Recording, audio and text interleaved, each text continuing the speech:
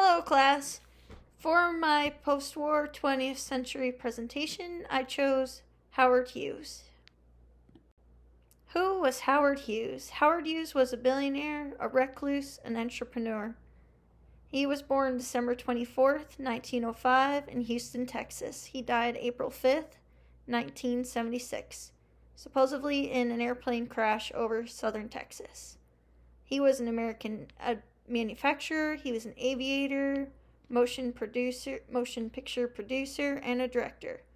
His father had patented a drill bit for drilling oil, and Hughes turned that tool company into a multi-billion-dollar venture by the time he sold it in the 1970s. That's just the beginning about this recluse billionaire entrepreneur.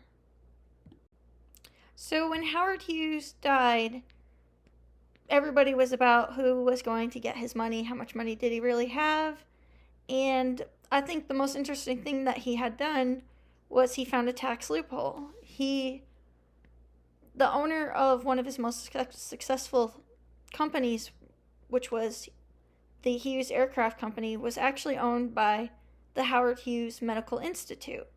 But then he also had SummaCorp.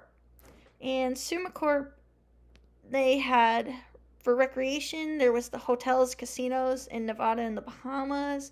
For TV, he owned a television networks, and he produced programming. For the air, he used helicopters where he manufactured them. He had aviation services where he would do maintenance and things. He was all over the place.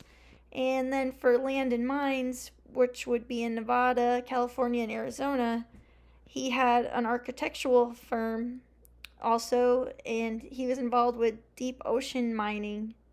He was involved with so much it's impossible to list it all.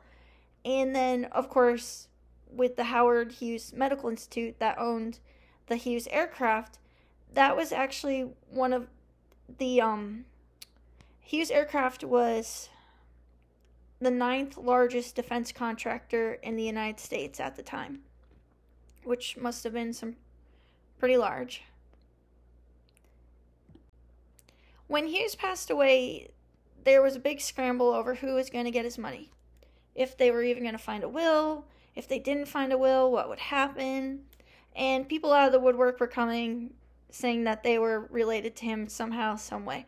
There was even an Irish guy from Ireland who was a farmer, and he said that he was his second or third cousin, and they were very, very close. And this just kept happening, where people kept saying how close they were to him and trying to produce documents to show that how close they were. This newspaper clipping shows what most people thought would be most likely to happen. So I did choose Howard Hughes because of the fact of he was so multifaceted in everything he had done to make money. But the other thing that I found really interesting about Howard Hughes was he was a germophobic recluse. Towards the end, he didn't want to have anything to do with anyone. He had a few trusted people that worked for him in his house, and they would make his food and do things for him, but he had meticulous standards. Some didn't even make any sense, like who could touch the knob of the closet, or who could make his food, how could they make his food. He wore tissue boxes on his feet as slippers. He would burn his clothes if he thought somebody was sick. He would just throw things away. He was a real hermit, pretty much. And one thing that is pretty different was he enjoyed being naked on his bed watching movies alone in the dark. That was one of his favorite things to do. And he was definitely a real germaphobe. He didn't want to touch anyone or anyone to come near him, and had specific standards on how anyone could produce his food or bring him his food. So even in his death, there was contradictions. His death certificate states that it was renal failure. However, another doctor said it was from complications from a stroke 3 days earlier. Some say he died in the plane crash. Some are saying he died in his bed. And There were people saying that his toenails were so long because he refused to cut them. That was part of his weird germophobic thing. He let them grow into like little corkscrews. They looked like little corkscrews. He didn't want to cut his nails. Those were 2 inches long. He let his hair grow, his beard.